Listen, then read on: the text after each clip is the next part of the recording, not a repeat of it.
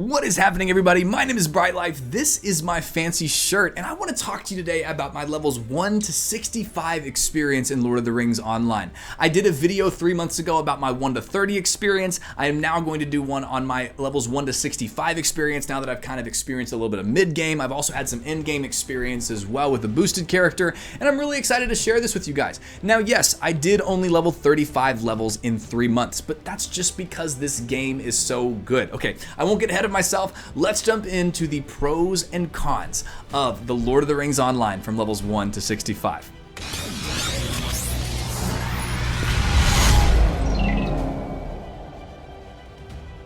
All right, now before we get started, a little spoiler. I love this game. I think it's a really, really well done game. I came to this game expecting just to play it for like a month or two to really try to get my feet wet with streaming and video creation like this, and I found myself falling in love with the game for more than just content creation purposes. I really am enjoying being in Middle-earth, and if you're looking for a great way to experience Middle-earth, this is one of the best ways to do it.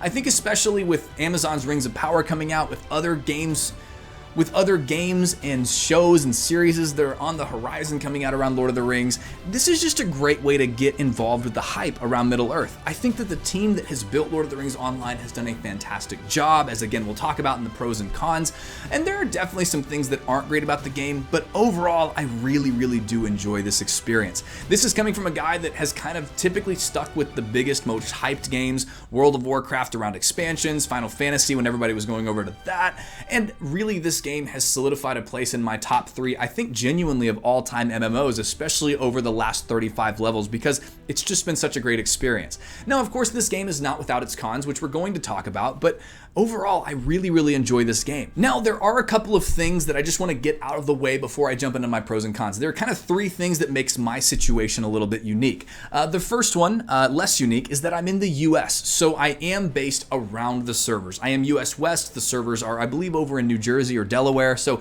US East, but I typically don't deal with lag quite as bad as some people do, especially over in the EU, where I know this game is very popular. Again, that's just something to think about. I do experience some lag, but it's not nearly as bad as the EU side or people trying to play in Southeast Asia or Australia. It's just not nearly as bad here as it is over there. The second one is that I am playing a Warden, and the Warden is a really cool class it works on the Gambit system, which is where you do little miniature attacks to build up a large combo attack, kind of like a Mortal Kombat. And the Warden does exist kind of in this Mortal Kombat realm of like combos, and it's really unique and cool. So I will say that the combat that I've experienced with this character is fantastic. And again, we'll talk about combat in a moment, but again, that's really more my experience. I think it's one of the better combat classes in the game, and it's really been my experience. And the last one is that I do stream. And so that does add a different element to the game, while I think in good and bad ways. One, I'm not quite as invested deep into the story like in a chill way, because most of the time when I'm playing this game, I'm really trying to interact with chat, interact with you guys that have really graced me with your presence over on stream in a genuine way. But the other one is that I do have a lot easier time finding groups. I have tried to play some characters off of my main account to see how this is, just to get a really full experience so that I can give you an honest review, but I do stream. I mean, back when I made my first review, I think I was at an average of between 12 and 14 viewers. Now my average is around 50 or 60 viewers, so there's definitely a difference there. I mean, playing to 50 or 60 people, you're gonna be in a different space than just playing the game normally, but I really have tried to augment that by asking some trusted folks about what they think about Lord of the Rings Online, if they agree with me, if they disagree with me, so hopefully this can come across as one of the most balanced reviews possible. Hey, I've talked way too much. Let's talk about pros and cons. And what I'm gonna do is I'm gonna go pro, con, just back and forth, so that I don't want to be super negative or super positive in one area, just give you a fully balanced review. Okay, let's talk about the first pro, which I mentioned before was combat and classes. This game absolutely crushes this, in my opinion. I do, again, play the Warden. It's a great class, but it's still a class that I get to judge on, and the combat is really good. The combat is tap target, but I tend to like tap target a little bit more than I tend to like the action combat MMOs, just as a personal preference, and it really does this well. The attacks feel weighty, they feel good, the talent trees lead into the classes very well. Every class that I have personally played does have a good building rotation, and I've learned the building rotation a lot of these classes, and they have some really cool unique classes as well. What I really like about this game is that the combat is good from the most basic classes of like Champion and Hunter, which are basically, your range DPS and your melee DPS, all the way up to the more advanced and difficult, interesting classes like the Runekeeper and Warden, I think that the combat is really good across. Every class that I've played has had a really fun rotation, has had a lot of buttons to play with, and I personally really love that.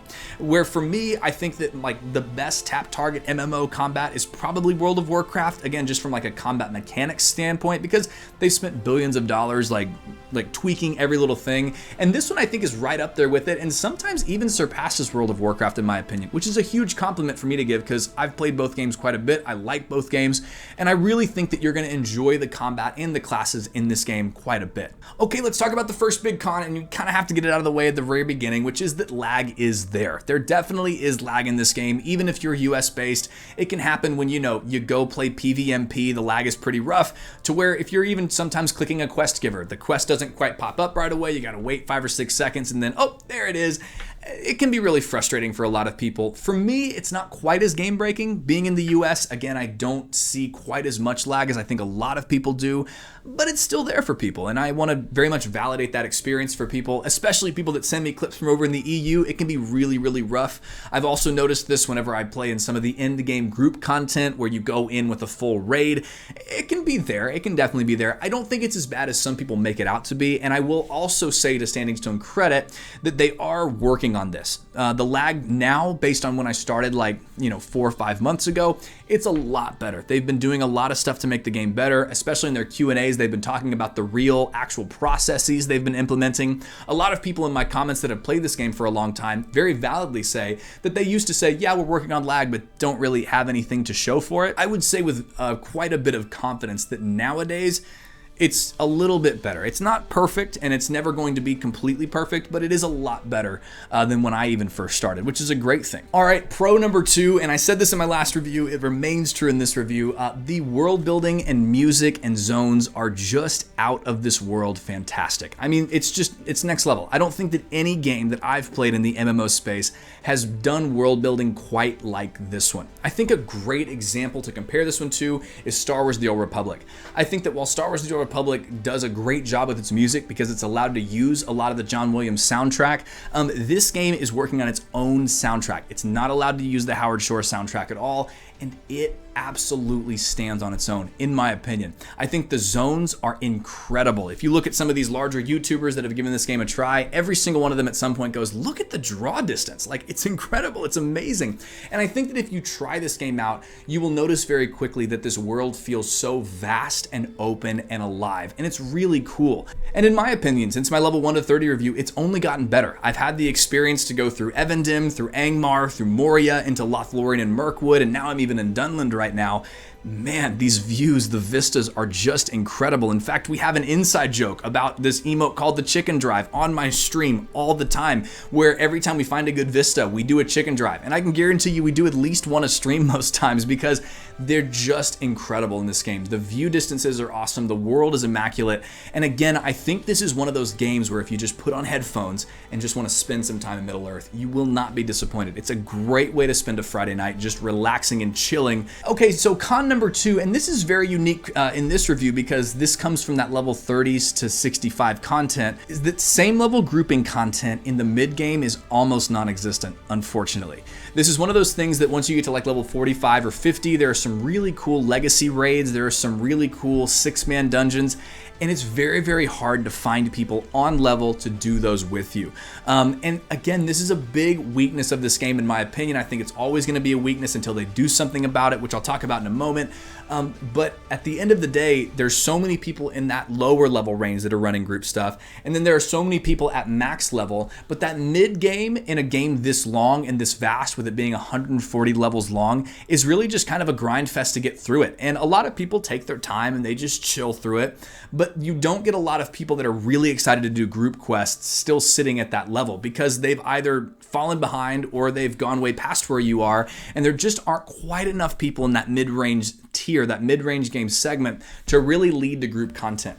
Now, I love group content. For me personally, I'm the kind of guy that loves to, quest and quest and quest until I get a little bit bored, and then typically I will augment my time with either a group, some sort of dungeon, or a PvP experience. World versus World in Guild Wars 2, or some dungeons in World of Warcraft. Like, I like doing that, and that just doesn't really exist in this game, unfortunately. It really is, if you want to quest up to max, you're gonna just pretty much have to quest. You may be able to find some groups, and that's great, and you'll even see me use some B-roll footage of group stuff, but these are like streamer events. These are things where, like, with my audience, I go onto Discord where we have 200 plus members and say, hey, who wants to do the Rift Raid? And typically it means an up-leveled or 2 character, which is great. I'm really thankful for my community for that, but it is hard to find a group in those mid-level tier ranges, which can be frustrating. And I really think that means that this game, in my opinion, is really in need of a level squish. I know that's a big controversy, but I think that being able to squish these levels down to like 60 or 70 would mean that there would be a lot more people in that levels 20 to 60 range, where now it's the levels like, 30 to 120 range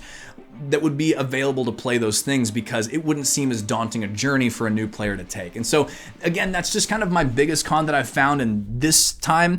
And I hope that one day they do invest into a level squish. I know it would be technically difficult and really difficult and all. I can already read your comments right down below, but that is one of the cons for me in this game. All right, pro number 3 is that the community in this game is over the top awesome and growing in population. I know this is one of the most important things for me when I play an MMO, because if I want just a great story, I can typically go to a single player game.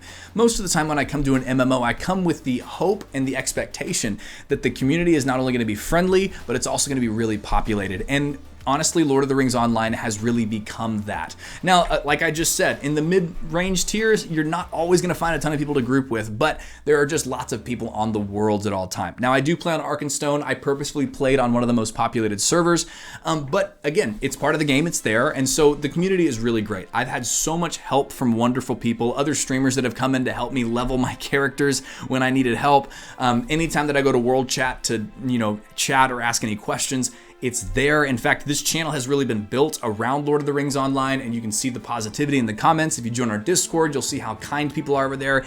It is a real gem of a community, in my opinion. And again, with the upcoming mini expansion, it's a great time to jump into the game, in my opinion, because the community is growing. The population has been growing steadily over time. There was a little bit of a dip after the 15th anniversary, but really ever since then, we've just seen steady growth in the game, and the game feels more populated. People are coming back to try the game, which is awesome. And I think it's a great reason for you to jump in right now. And hey, speaking of the upcoming expansion, Before the Shadow is going to be coming out in November. There's a lot of hype around this, and we are going to be giving away a copy of Before the Shadow for every single Thursday up until the expansion comes out on my stream. So please be sure to come join us. We would love to have you there. Again, giving it away completely for free, just as a way of saying thank you. The channel has been growing so much recently. The Twitch stream has been growing a ton recently. So again, just as a way of saying thank you, we're going to be giving away a copy every single Thursday. All you got to do is be on stream, and you can totally win. So be sure to be there on stream. Link is in the description down below. All right, con number 3 is that the VIP experience is a little bit lackluster, in my opinion. I think and when I say VIP experience, I mean the experience where you pay $15 a month to, have extra benefits added to your account. You get some things like Mithril coins, you get some LOTRO points every month, which are fine, but they're not really super helpful.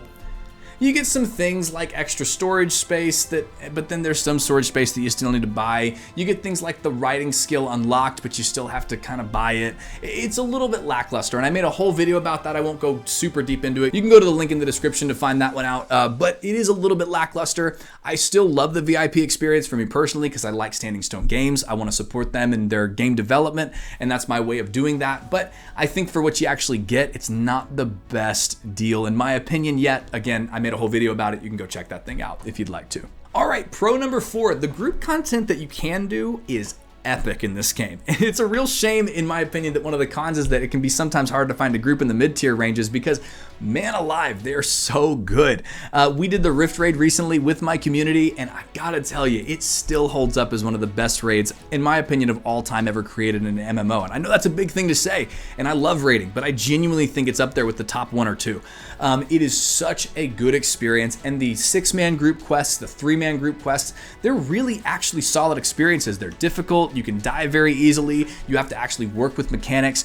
it's very impressive. A lot of the Moria experiences that we did were really fun, and so if you can find a group, it's an awesome experience to do some of this group content with. Now, I will do a really quick plug for our Bright Life community. If you're not a part of that yet, the link in the description down below has a Discord. We have so many people running group content a lot of the times because of that Discord being able to help find fellowships. I tend to try to do this at least once a week on stream where we run with the kinship. And so if you are looking to do some group content, it's an easy way around one of those cons to actually come join our Discord below. So be sure to do that. All right, con number 4, and this comes around at about level 50, but in my experience, in my opinion, the legendary item system is really not the best. And again, this is more of an opinion, but hey, I guess it's my video, so I'll give you my opinion.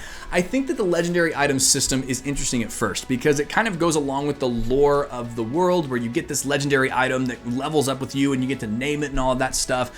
But unfortunately, in my opinion, in practice in the MMO, it's a really bloated system with traceries and heraldries, and it just is kind of difficult to understand which one is good.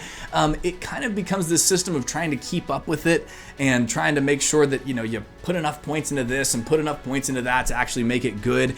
And it doesn't really feel great, in my opinion. The other unfortunate thing is it renders two things really obsolete that a lot of people love in gaming, which is weaponsmithing, the crafting. There's not really a reason to be a weaponsmith crafter anymore unless you're, you know, crafting an offhand for a champion or a burglar. It kind of removes the incentive to do crafting in this game, and especially in like a weaponsmithing kind of a thing. And then the second thing that in my opinion is kind of a shame is that the legendary item system, the legendary items are so good and they're so necessary to the leveling up in this game. You unfortunately kind of lose out on that feeling of getting a new weapon from a quest reward or a boss drop that makes you go, oh my gosh, like a new weapon, this is great. You just get a new tracery that then you have to go into this really bloated system to put in. And in my opinion, it's just a loss. I think that compared to like, you know, a Final Fantasy 14 or a World of Warcraft, when you go into, you know, an ultimate raid in Final Fantasy 14 and you get a best in slot weapon, you're losing your mind. It's awesome because a new weapon will always feel more legendary than the one that you've leveled up with, in my opinion. Again, just my opinion, but I found that system to be a little bit just like but again, it's a pros and cons list. You got to think of these things, and that's one of mine. Another pro for me is actually the development team. The dev team is responsive and active, and this is awesome. Now, again, this is just my experience, and what I've experienced is that this is the most responsive and active dev team that I have had the pleasure of communicating with, talking with, but even just being around. I mean, the amount of Q&As that they do are awesome. The amount of updates that they give to the people are awesome. Now, is it perfect? No. No dev or communications team will ever be in any MMO ever. It's just the reality of how complicated their systems are, but it is really, really good. I'll give you a couple of examples. So whenever Severlin and Cordovan did their first, which are like Severlin and Cordovan are the two community manager and like executive producer of the game. They came on and did a Q&A on the Twitch stream. And I remember when they first came out, they said, we're going to do this every 3 or 4 months. And I came out with a video going, I hope that they do it more often. This was so good. It was so great. And guess what? They did. They do them now every month, and they typically supplement the LOTRO streams with other developers in the actual sphere of Standing Stone Games. And they come in and they actually just give updates on the game and they talk about it and they answer questions. And it's a really, really huge benefit of this game. A lot of the questions that I had coming in, like graphics updates and lag fixes, they've talked about. The lag is getting fixed. They've shown how they're going to do that. The character models are getting an update in 2023, which is great. They've talked about how their teams are really working on making things better based on player feedback, which is an incredible thing. There are no finished MMOs. Every MMO is a work in progress. It's one of the reasons that I love this genre so much, and this team shows me that they're willing to put in the work to make it good. So hey, hats off to the dev team. This is one of the pros of the game for me. All right, another con for me, unfortunately, is that PvMP, the player versus monster player system, is just still really not that great. Now, I have had some moments of real fun in the PvMP system, but for the most part, it's still really unbalanced and just doesn't fit in a 2022 version of an MMORPG landscape. Unfortunately, the balance is just off. And I think initially that was the intent. The idea is that you could roll a max level monster player, and so there would be more of them, and the free players would be a little bit more strong to kind of counterbalance that, because you wouldn't be strong as a free player until you got to max level. Well, unfortunately, the way that things have just turned out is there are probably an equal amount of monster players and free players playing on a server at a time. So unfortunately, what that means is the free players are just dominant in combat. They're just way overtuned. tuned, they're way too good, and unfortunately what that means is that when you play a monster player, when you get into a one-on-one situation, you're gonna lose almost every time. And so you really lose out on that real cool PvP experience unless you have sat and grinded through hours and hours of work to make your monster player actually strong and able to work. But even whenever you have the best monster player in the world, a champion with the right build will still beat you every single time. It's just an unbalanced system, and I think for now what they need to do is they just need to balance the characters. Like, they have the same amount of power going in, they have the same amount of health going in. I think it would be a much more enjoyable system. I think a lot more people would play it. Now again, they are working on this. This is getting better. They've talked about this a lot. SSG Orion, who is one of the devs, has talked at length about how he's working to make PvMP better, and he has been making it better, which is an awesome thing to see. So again, we're just gonna have to see how this progresses, but for now, level 1 to 65, it's still not something that I really enjoy doing. All right, next pro. There's a lot of these pros, I'm telling you. Endgame is really, really fun so far for me. I did boost a character up, which I would never recommend you do, by the way. It's a little bit confusing and you don't really know your character, but I did boost a character up just so I could experience Endgame, and I will say, the raids are really fun. The Endgame content is really good. I still need to make my character a lot stronger, but from what I've seen, it still is the same old LOTRO. They still put together really great instances. They still put together really great raids. The endgame raid right now has like 3 bosses instead of like 6 to 8. I do think 6 to 8 is still, in my opinion, the best like raid size because it makes it feel really in depth. But it is a really good raid, the Hidden Horde, and I think that you'll like it once you get there. I think it is good. It is a little bit grindy from what I've seen. There's a lot of daily and weekly quests to do to actually make your character powerful and strong enough to actually be really competitive in that space. So if you don't like grindy end games, I don't necessarily think you'll love LOTROs, but for me, I don't really mind doing the chores to try to make my character stronger. It's just a personal thing for me, but that is just one thing to think about as you get to end game. But so from what I've seen though, it is really interesting and I've had a good time. All right, the last con for me is that the character models definitely need a refresh. And this is something that they've talked about, so it's a con that's getting fixed, but when you look at the character models, the character faces, the characters in the world, they just seem very 15 years old, especially compared to a world that is so vast and beautiful in my opinion. I think the actual character models need some help. Now again, they're actually working on this, so this is something that is kind of like, it's a con now, but in a year it won't be. Again, speaking to how good the devs are about communicating their processes and what they're going through, and this remastered version of LOTRO that's going to be coming out later on, kind of like with this big graphical overhaul, they are going to fix this, which is great. But for now, it still is a little bit jarring to see like this beautiful world next to these NPC models and your character model that really doesn't look very good. All right, and the last pro, and really one of the best pros for me, is there is just so much that's free to play in this game. You can really experience a good chunk of Middle-earth at this point all the way through the end of Helm's Deep completely for free. You don't have to spend $1 on the experience. It will be a little bit of a slower experience. You won't necessarily have a mount until you get the earnable, in-game earnable LOTRO points to actually buy the mount, but there is just a lot free to play in this game, and that's really cool for most people. In fact, if I were gonna give you like a play this MMO for free because you're gonna get the most out of it, I think this would rank right up there at the very top, followed very, very closely by Star Wars: The Old Republic.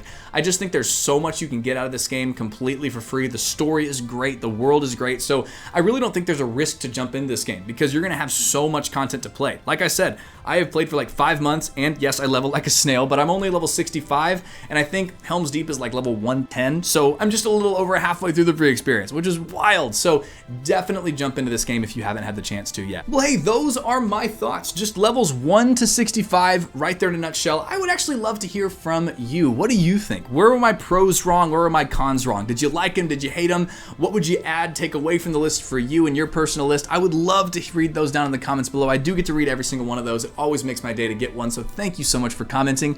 Hey, if you like this video, please like the video. It helps more people see it based on the algorithm gods out there. If you love the video, please subscribe. I want to say a massive thank you to our patrons. That list has only grown since our last video, so I want to say thank you so much to all of you guys that help the channel not only survive, but thrive, and allows me to make more videos like this. But friends, as always, the 2 things that I say at the end of these videos are the most important thing that I can say. It is that you are more loved than you know, and you are so much more valuable than you realize. I hope you have an incredible day, and I will see you in the next one. Hey, thank you so much for watching. I hope that you enjoyed it. I want to let you know a couple ways to connect with me. First of all, we got an awesome Discord in the description. We've got a Patreon if you'd like to give to the channel and help support more video creation. And I am live on Twitch quite often over at twitch.tv/brightlifecommunity. Would love to see you there. Always love interacting on those live video streams. But I hope you have an incredible day, my loved and valued friend. Have an awesome one.